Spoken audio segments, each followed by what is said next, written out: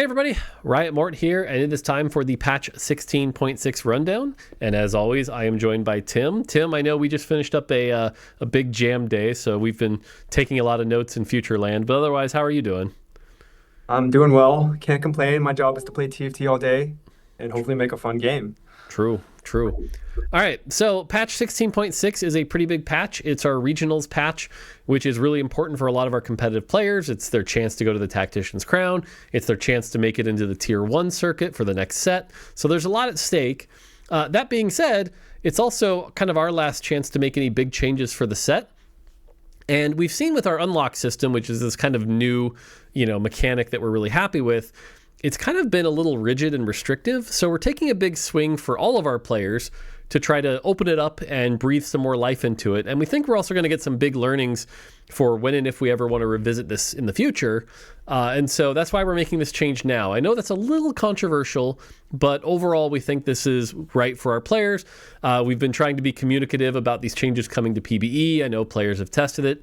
That being said, let's get into the changes and talk about that. But otherwise, Tim, do you have anything to add before we dive into the changes? No, we're going to do a lot of talking for this video, so True. save true. myself for that. All right, yeah, we'll save it for the end. All right, let's get into the actual changes. First up, on the trait side, Bruiser is going to get nerfed a little bit. This is mostly related to the unlocks, less about Bruisers being OP and more about some of the more accessibility they're going to have. Demacia, we're undoing the nerf from last time. We just think it did more harm than good. We can put it back to where it was. Transcendence, mostly because of the unlocks and reroll end up being less playable, especially because Transcendence was usually balanced around Yasuo and Yone, which they don't necessarily need to do anymore. So that's going to get a bit of a buff. Generosity has been strong for a while. We've let it be fun for a while, but it's time to bring it down to the other Ionias, unfortunately. Blades gets a bit of a rework here to try to make this more playable. No longer grants bonus damage on hit, but instead grants AP, which can be valuable for all the champions that have AP scalers, things like Set, for example. Piltover gets its mining drill reduced just so that, the reroll Caitlyn version of T-Hex doesn't just snowball out of control. And Slayer gets a minor nerf, mostly related to unlocks. Tim, did I cover it? Yeah, there's mainly two things. Bruiser, you're going to get more powerful champions. Ionia, we kind of like to have a core goal for every patch. Makes us aligned on what we're doing. And Ionia is one of those things where, okay, I can only play it on certain iterations, certain paths, and then in those paths I can only do it one way. Blades was a non-option, and so we really want to make Blades feel like, hey, you can at least play 3, you can at least play 5, and it's not just a power thing, it was just really, really narrow. And then Piltover, similarly, like the best Piltover for T-Hex is the 6-piece that gives you gold, so you can go 9 and 2-star really fast. That doesn't seem like the best way to, play 6 Piltover that we want. And you're going to get T-Hex a little bit faster here, so you can actually get that 6 Piltover way earlier. But other than that, mostly unlock related. Okay. On the second page, Void, we've just seen a little imbalance around Leeching Nucleus versus Adrenaline modules. So Adrenaline gets buffed a little, Leeching gets nerfed a little. And then Ixtal. Ixtal is going to be a little easier to play with some of the unlocks. Things like Skarner and Nidalee are going to be easier to get. And so we're just kind of toning down Ixtal a bit here. You can see all the rewards getting nerfed a little bit. Not all of them, but these ones on the list. I'm not going to read them all. But generally, it should be a little harder to reach some of those peak Ixtal cash outs. Yeah, keeping on that theme of trying not to close out options for players too early. Void, what happened was people would check their mods, and if they're not good, I'm not playing Void. Well, we don't like that, and that's something we can fix with balance. Ixtal, specifically on stage 3 and stage 4, you're going to have 2 more forecasts.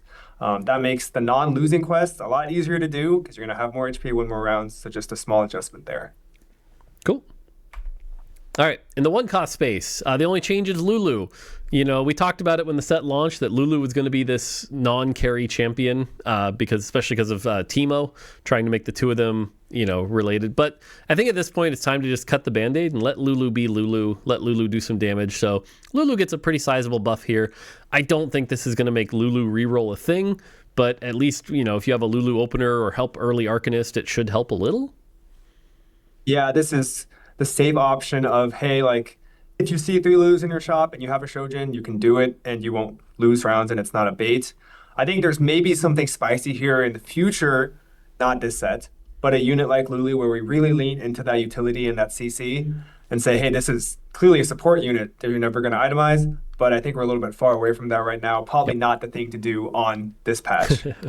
Yep, agreed. Okay, so now we're going to start talking about the unlock changes. And the way I'm structuring this is we're going to do the unlock changes for the cost and then the changes for the cost.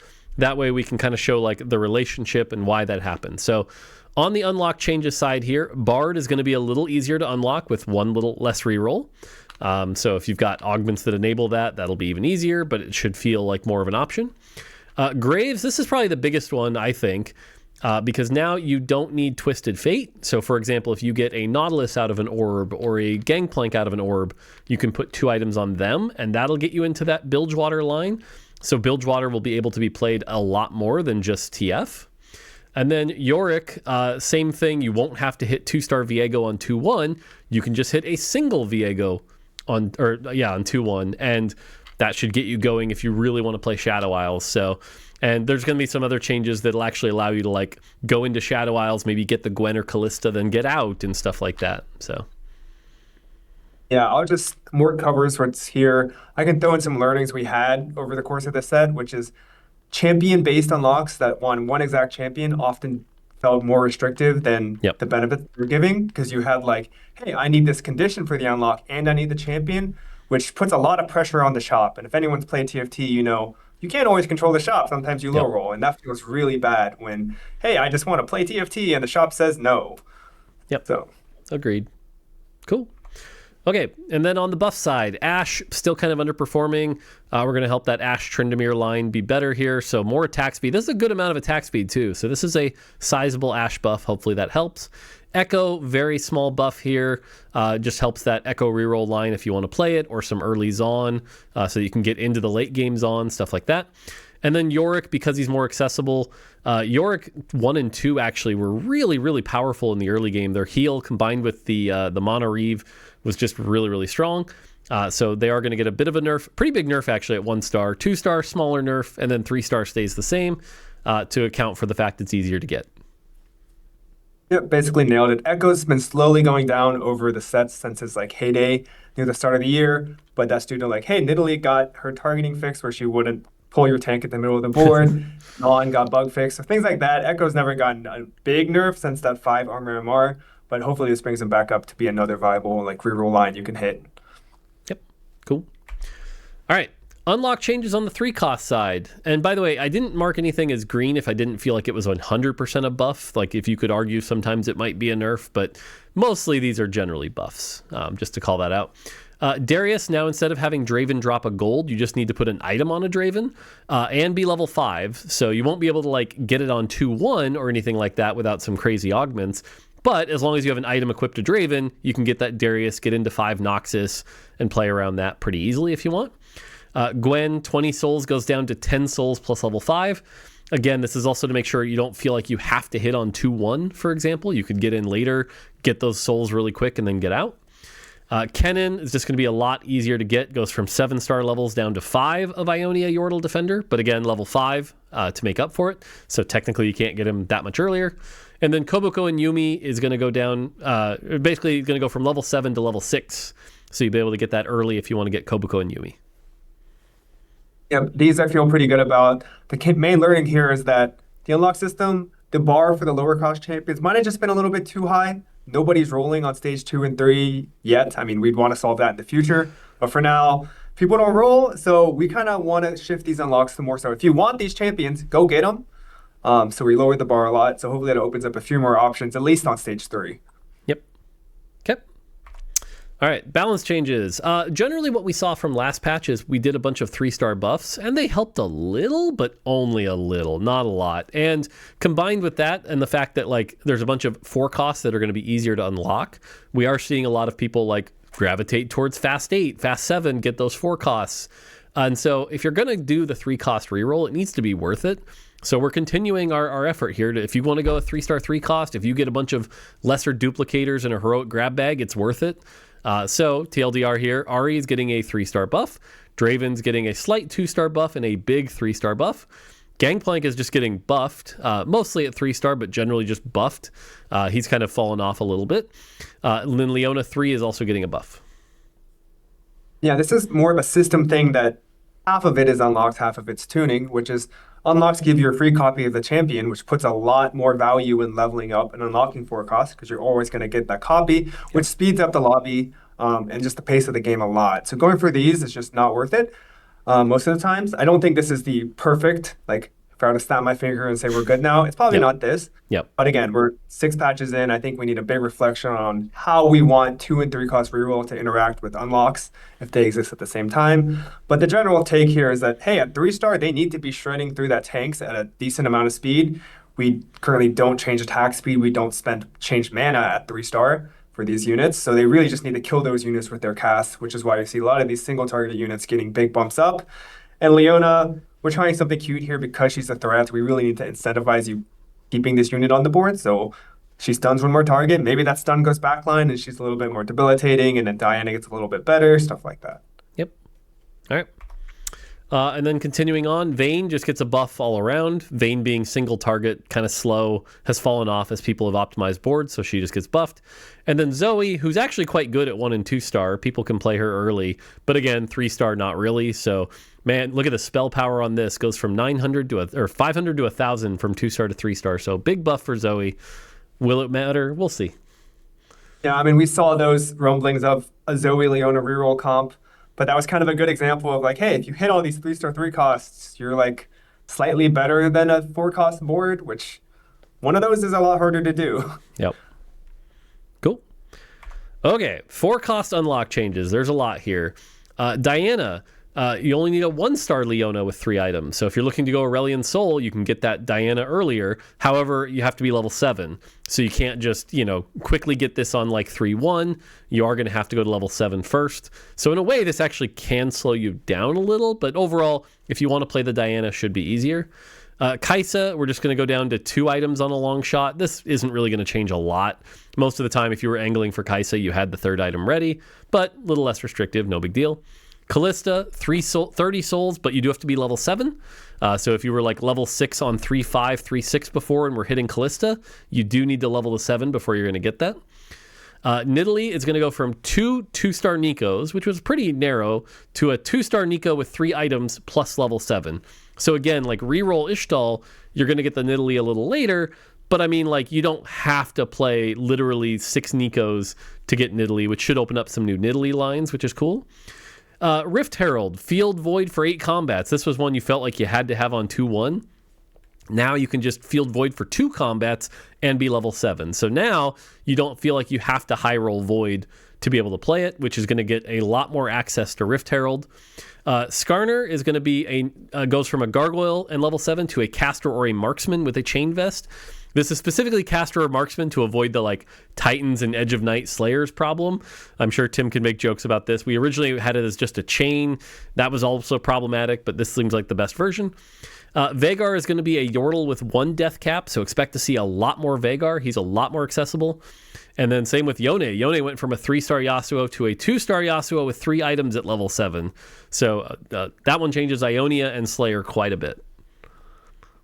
Yeah, I think there's a couple of things we're going to learn from this, which is I think for things like Vhagar and Yone, what does the game look like when you can reach out and extend your 4-cost pool for these endgame comps? How much are you willing to sacrifice? How much is your itemization and your priorities going to matter? But there's other things that we've just been slowly learning. I think Nidalee and Dev was 3-star Nico, and I was like, how the heck do you do this? And then upgrade a 4-cost. Yep. But there's also really cool things here like Rift Herald and Skarner, which is like, Skarner, he's a tech option against physical damage. We want him to be quickly accessible, but not always in the pool. So maybe this gives us a good lever to be like, hey, I can reactively counter the comps I'm playing against, tech them in and out. So it opens up a lot of cool options. And I think the Callisto one is also just kind of a trait web reflection of set 16. There's not a lot of 80 casters. So I think she's going to feel really good when I have a Shojin and an IE, and the only champions I could play before are MF and Kaisa. Now I get a 3rd one as well. Yep. Cool. All right, now obviously with all these changes, there's a lot of balance changes here, so I'm going to go quick and let Tim talk. Diana is just going to get buffed. She's been kind of weak, and the fact that she'll come online a little later means we can buff her. Callista is getting adjusted. 1-star gets a nerf here. And then what you're seeing here is like the spears up, but the scaling down is just so that she's not as reliant on souls. She'll be a better unit without a bunch of souls. So this will lower her cap, but make her better without Shadow Isles. Lysandra, very small buff. She's just been struggling compared to all the other 4 costs.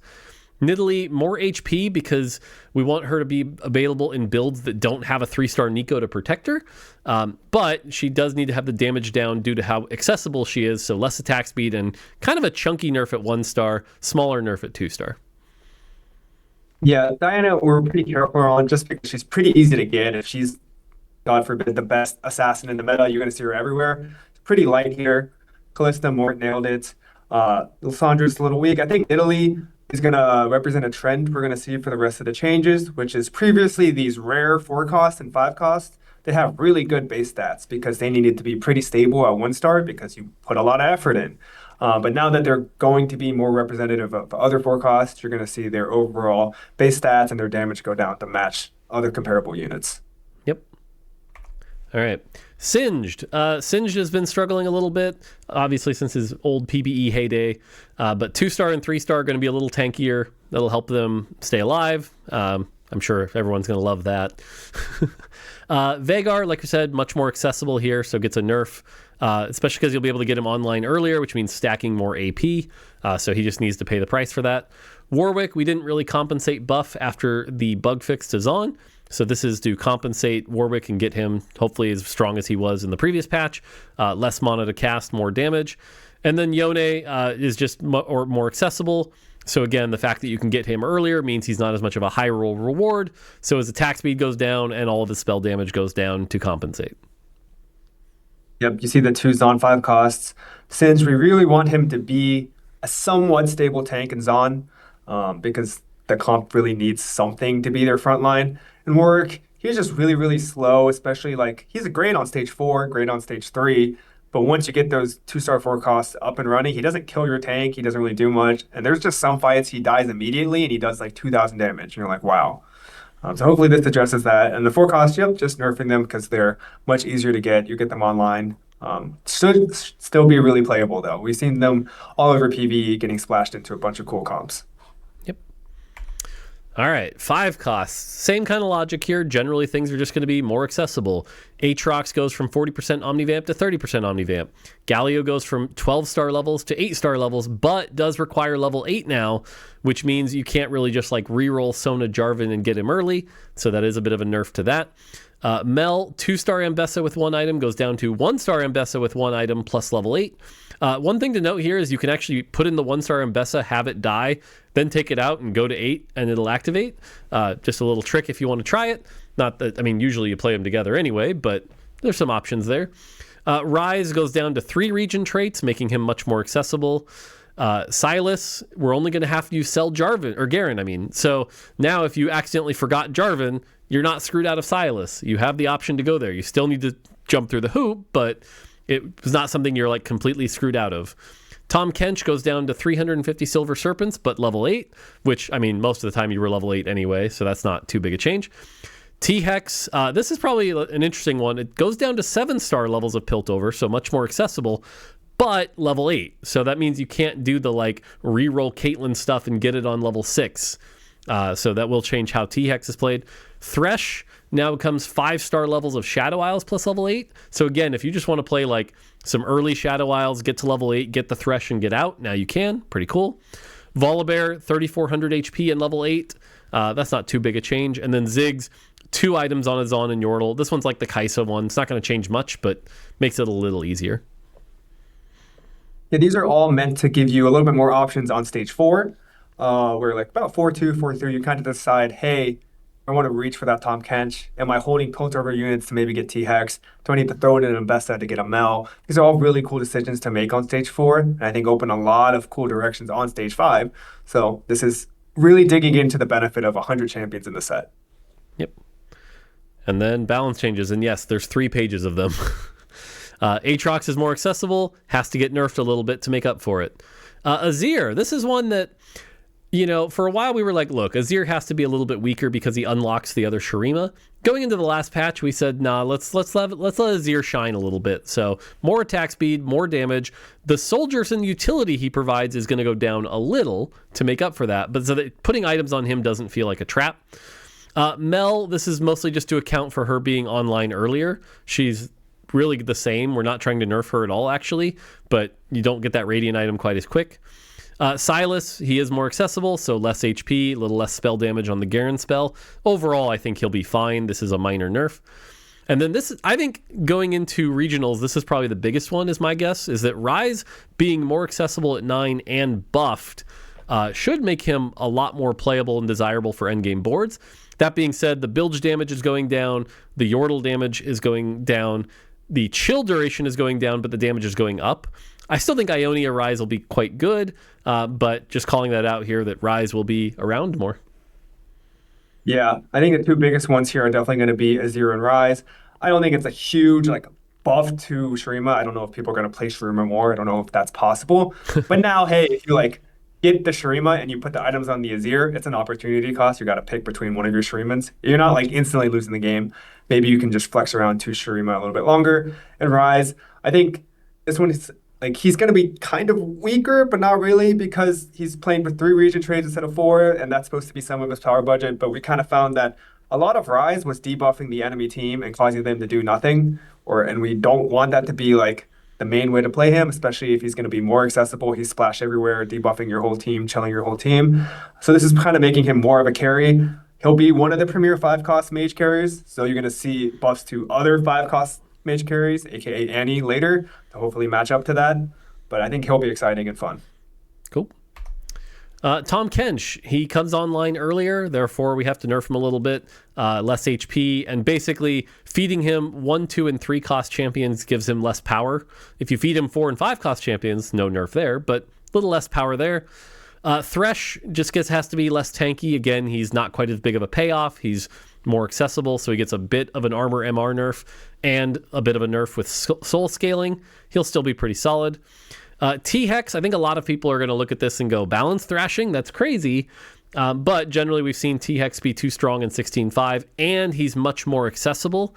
You'll be able to play him in a lot more comps at level 8 now. You don't have to reroll Caitlyn. And we've even seen strategies shift where you don't even really need to feed him anything. You just feed him like an Azir dummy and stuff like that. So because of that, 300 less base HP. His channel will last a little longer. We've seen some pretty gross optimizations around blue buff here. The spell damage goes down quite a bit, as does the missile damage. And then finally, Xerath. This is just a charm nerf because there's one charm that's wildly stronger than the rest, which is the 2 golems. So the golems are just going to be a little less wild. They'll still be pretty insane, in my opinion, but a little less so. Yeah, T-Hex, the big one here is that he's getting much more normal base stats for a 5 cost, because you're going to get him on stage 4 now pretty consistently. No longer on stage 3, but on stage 4. And so his base stats are going to carry less of that load. Eating units matters a little bit more. Mana is not as good on him. Basically just does less damage. More of a 5 cost. I think that'll be a breath of fresh air from 16.5. True.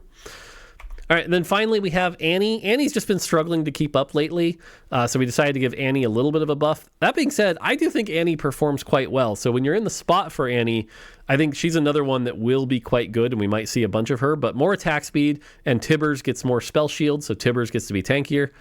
And then Set, finally, Set has been very, very good for a long time, especially Set 2. Set 2 in particular does some pretty gross things where he's like, hey, I'm just going to pick up your tank and hit you for 6,000 true damage, and none of your resistances matter. Whee! He's already very valuable with the fact he has 2 health bars and things like that, so we are lowering his spell damage. He'll still be pretty desirable, but he just doesn't get to wipe boards for free now. Yeah, Annie, I think this is why we're saying it just be an attack speed buff. It's kind of raise her floor. If you don't have exactly 2 mana items, she's a little bit more useful. And on that note, Tibbers, we don't see people really dying to put Tibbers on the board anymore. So this 1-star Tibbers mainly getting buffed there. That's so that, hey, finding an Annie, you get some effect even if you don't have the perfect items. And then Set is the best timer in the game, basically. At 18, 22 seconds, he comes in and one-shots your tank. A little bit too sharp there, so just lowering how good he is against killing your front line. Yep. All right, and then the last thing we have is we did another Augment Pass. The last Augment Pass, last patch, was actually, I think, very successful. I talked about it on the Monday Morning Meta Report, that things actually look pretty good. But that being said, there were also some changes that needed to happen because of the unlocks and things like that. So I am going to read all of these. I'm going to go fast. But Bandle Bounty has to be disabled because how easy Veigar is. We left the Prismatic one in, though. But we did add a new requirement, which is you must be level 10. No cheating it with anything like Curse Crown or anything like that. You have to hit level 10. So that should hopefully make it much harder to do. Cooking Pot gets a buff. Epoch gets a nerf. You're going to see a bunch of 2-1 econ augment nerfs. We have seen that with the 4-cost unlocks being more accessible, people feel like econ augments are even more important than they were before, and they already had the perception of being really important. So we are trying to lower them a little bit here. This is also related to Bard, but either way, Epoch is going to go down a reroll. Evolve and Overcome, that's kind of an econ augment. It's going to get less XP. Expected Unexpectedness, another econ augment, a little less gold.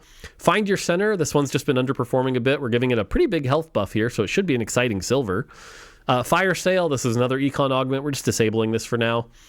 Forged in Strength, this is the one that gives you 3 artifacts when you drop below 35 health. Now it's 40. Have fun with artifacts.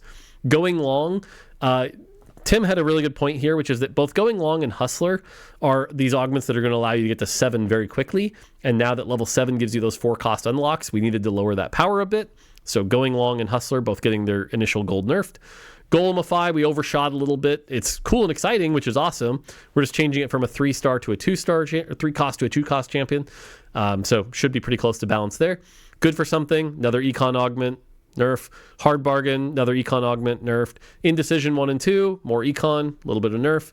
And Hero Augment Alawi gets buffed because it's been underperforming.